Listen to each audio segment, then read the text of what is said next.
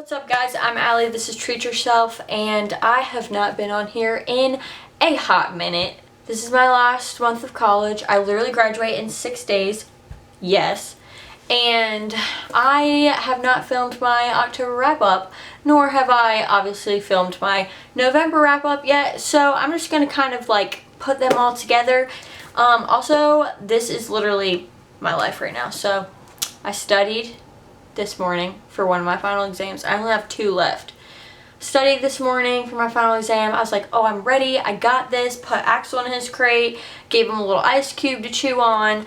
Got in my room because it's like proctored, so you have to be like in a very quiet space by yourself. And so got in my room, you know, had my candles going, my light on, and it doesn't open until tomorrow, so.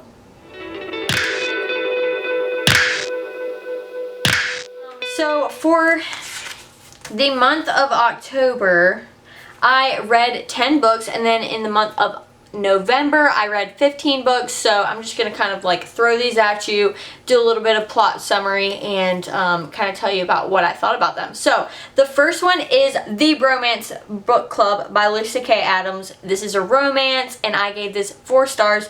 This is literally my new favorite romance series. So good.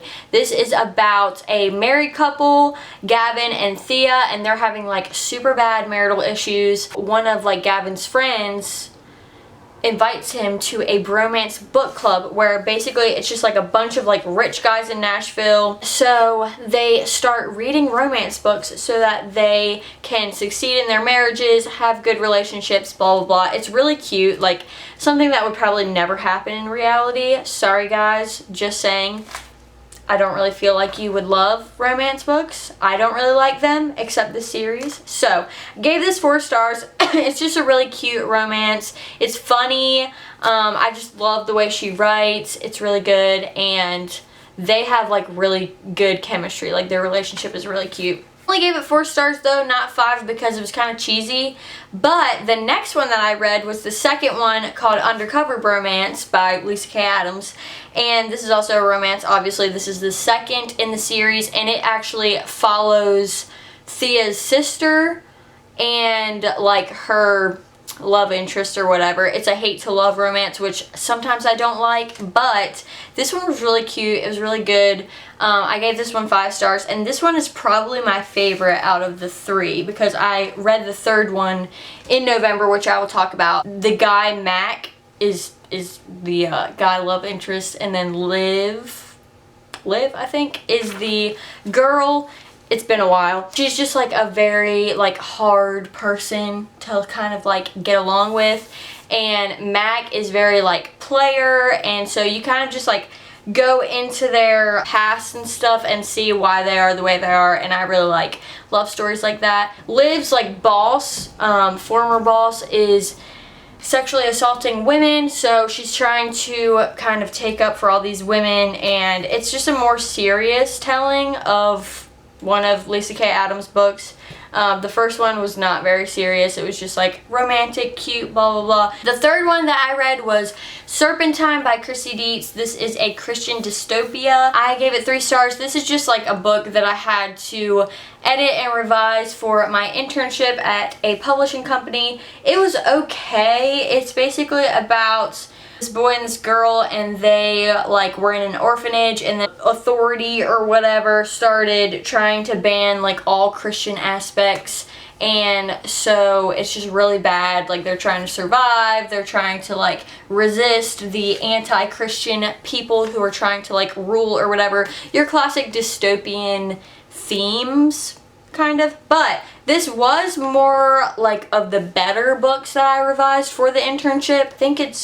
I think it's already out. I think it came out at the end of October or something like that. The next one that I read was Mallory by Josh Malerman. This is a horror. I gave it 4 stars because I liked Bird Box better. This was the second one in Bird Box. the kids, like, it's like 10 years later or something like that, and the kids are like 16, and they're like, why do we still have to live like this? It's been 10 years, blah, blah, blah. They, like, hear a lot of rumors about, like, this blind train that, like, takes people places without actually looking outside, and they're wondering about it. And then Mallory finds out that her parents might still be alive, so she's like, maybe we should go on the blind train. She's really craving, like, family, other than her 2 kids. So it's just basically a continuation of Bird Box. I hope they make a movie out of this, because I feel like it would be way better than the Bird Box movie, but I liked the Bird Box book better, so there you go.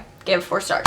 The next one that I read was The Color Purple by Alice Walker. This is a classic. It follows this girl named Celie, and she just has, like, a really tough life. She's struggling with, like, self-identity, self-love, honestly. She doesn't think that anybody truly cares about her, and it's basically just, like, a journey of her life, and then also, like, finding her way back to her sister, who, like, her sister's, like, in anthropology. It is very well written and a good depiction of, like, colloquial Southern literature. Then the next one that I listened to as an audiobook was Elevation by Stephen King. This is a science fiction book, and I gave it 2 stars because literally I don't remember much about it. I think it's about this guy who is, like, losing weight on the scale but looks the same. Like, he looks fat, but, like, he's, like, constantly losing pounds when he gets on the scale. At the end, he, like, floats away or something, and it's really anticlimactic. Like, literally nothing happened. He was just, like, wrestling with gravity. I don't know. It was super weird. I'm not into science fiction, but I like listening to Stephen King stuff and reading it, and I just, like, wanted it for the experience, and it was kind of short, so I listened to it, but I didn't like it, so I gave that one 2 stars. The next one that I read was Home Before Dark by Riley Sager. I gave this 5 stars. This is a horror, big Haunting of Hill House vibes. Like, it was really good. It's basically about this girl and her dad. Like, when the girl was young, her dad wrote a book about their experiences at this house, and they called it House of Horrors. And basically he, like, got super popular because of this book, and she's like, I don't know if it was real. I don't remember anything about my childhood. Like, I don't remember this at all. I don't know if he's telling the truth or if he's lying to get popularity. And then he ends up dying, like, later in life. She realized that he still owns the house, and so he gives her the House of Horrors, and she goes to, like, flip it or whatever and fix it up, and also to just find out if he was telling the truth or not. Lots of twists and turns. It's really good. A very, very good horror. And Riley Sager, like, I have a love-hate relationship with his books, but this one was really good. Like, way better than anything else that I've read by him. And the next one was His and Hers by Alice Feeney. This is a thriller, and I gave it 5 stars just because, like, it just was so twisty. Like, you never know what's happening in that book. I tried to predict it, like, 4 times, and I got, like, half of it right. But it's just very crazy. And it's, like, alternate chapters from his point of view and her point of view, which it's, like, 2 different people who were married. One's a detective, one's a reporter. I gave it 5 stars because it really does surprise you, and it has a lot of twists and turns. But I feel like it had so many that at the end you were like, what? Like, did this just happen? I don't know. Maybe. Then the next one I read was Searching for God Knows What by Donald Miller. This was just kind of like my devotional every night. I gave this 3 stars because some of the things that he talked about I didn't really agree with, but it's basically just, like, getting out of the, like, formula mindset of finding truth and really searching for the truths. I don't really know. It wasn't great, but he had some good points. The very last one that I read in October was Long Bright River by Liz Moore. This is a thriller, and I gave it 5 stars.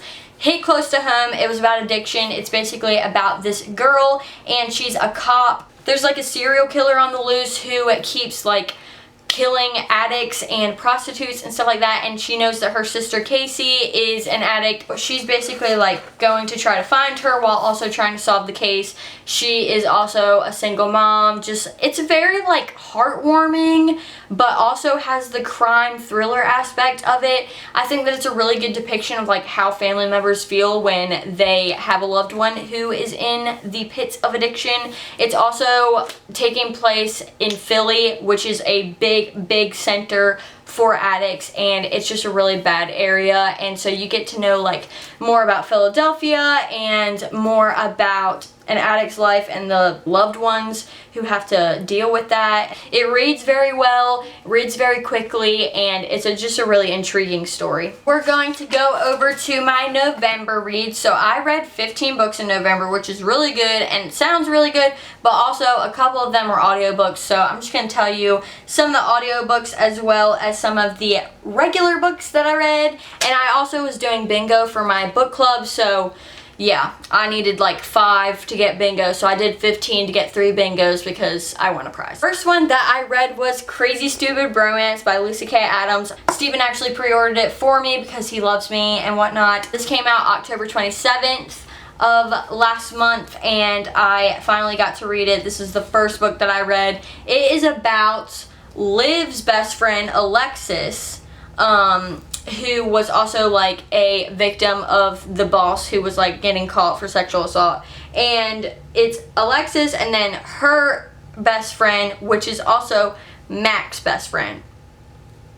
It all ties in together. Like, if you start at the beginning, the first book in the series, like, you'll know what I'm talking about of like the different people, characters, but they are basically best friends, but they secretly love each other. I thought it was really good. I gave this 4 stars because I didn't like it as much as the second one. It had some like inconsistencies, I think, but it's really good. Alexis like has to deal with kind of finding love again and like opening herself up again. Noah, which is her love interest and also her best friend, kind of is dealing with like a lot of anger because his dad died in the military wrongfully. So yeah. The next one that I read was I Wandered Lonely as a Cloud and Other Poems That You Half Remember from School. It was just a bunch of like a big collection of poems and significant authors and poets and kind of a little bit about their lives and stuff. So I really wanted to get back into like poetry. It's from Amy Sampson, like she collected them all together, poetry, but I only gave it 2 stars because I feel like they could have done like way better poems, like more known, okay, so let's just talk about John Keats. Literally is my favorite poet of all time. He's a romantic poet, died from TB at the age of 25. Anyways, I could go on a whole rant. I've been to his house, by the way, in England. Yes, I have. They only had like 2 Autumn from him, which is not even like one of his big poems and like one of his most known poems. So I don't know. I thought that it was like good and it had some good poems, but I feel like they could have done way better job in selecting them. Other ones like I'd never heard before, which like it doesn't go to say that it's not popular, but like if I haven't heard it and I'm a big poetry person, like I feel like they could have just done better with their selection. The next one that I read was Night of the Mannequins by Stephen Graham Jones. This was a horror, like short story novella kind of thing, and I gave this 3 stars. I didn't love it, but it was creepy. Like it was basically about this mannequin, this guy and his little posse or whatever, like used to play with when they were little, like used to like put him in like pranks and stuff and like play pranks on their parents, blah blah blah. And so they like rediscover the mannequin in like a shed or something, and so they try to play a prank on one of their friends in the movie theater, and the mannequin like apparently gets up and walks away and like comes to life or something. And so then like one of their friends dies mysteriously, and so the main guy thinks that the mannequin is killing people and like people from the group and their families. So he starts killing the rest of the people from the group before the mannequin can get there. Like what? He's like psycho. And so you're like literally wrestling the whole time with like, is this guy a freaking psycho Or is this mannequin actually killing people and like he's doing a good deed or whatever? I don't know. It was super weird, kind of graphic, very horrifying. I didn't love it. Like, I just feel like it's not one of my favorite horrors, but I gave it 3 stars for effort because it was very creepy. The next one that I actually listened to on an audiobook was a reread of one of my favorites, Stay Sexy and Don't Get Murdered by Karen Kilgariff and Georgia Hardstark. This is a non-fiction audiobook about the podcasters from My Favorite Murder, which is one of my favorite podcasts. Gave this 5 stars again, like the first time, and it's basically just like their lives, their pasts, like they both struggle with addiction and just like a lot of like depression, anxiety, stuff like that, their experiences with that, and then how they came to be interested in making a crime podcast, how they met each other. They're both comedians, so it's like hilarious, it's great. They cuss a lot, so like that's only, you know, little warning that I have for that, but it is one of my favorite audiobooks, and they're podcasters, so the audiobook is like so much better, I feel like, than it would be if it was just a regular like physical copy. And the next one that I listened to was Fair Play by Eve Rodsky, and this is like a self-help book kind of thing. I gave it 2 stars because it's basically like about couples divvying up responsibilities and stuff. So I was like, oh, that's cool. Like, let me, you know, get on that because I'm basically a newlywed. I don't know, I've been married for like 7 months, but it feels like less. But anyways, so I was like, let me get on this, you know, let me see if like it can help me out a little bit, you know, just for like personal growth in my relationship. And it was basically just about like women being mothers and like staying at home and stuff, and like the guy going to work and like how you divvy up those responsibilities. And I was like, this does not apply to my life. So yeah, I got through it, but it wasn't my favorite at all. Next one was Everything After by Jill Santopolo. This was a romance. It was also an advanced copy that I got from NetGalley, and I gave this 3 stars. It was like a romance about this like girl, and she was a musician, and she used to be like in love with this other musician, but then she like broke her hand and also had a miscarriage with him, so like they broke up because of that, which is kind of stupid. Like, if you love somebody and just because they break their hand and can't like play piano in your band, like you're gonna break up with them, that's weird. Then it's like present day, switching back and forth from past to present, and the past is like her journal or whatever, and she is married to this guy and like doesn't play music anymore or anything, and the former boyfriend like makes a song about her, and she's like, oh, I might love him again, and like I want to get back into music. So it's just kind of like a love triangle, and I don't like those at all. It's coming out in March, I think. You can read it if you want, but I didn't love it. So the next one was an audiobook, again, called Heartburn by Nora Ephron. This is like a fiction humor kind of book, and I gave this 3 stars.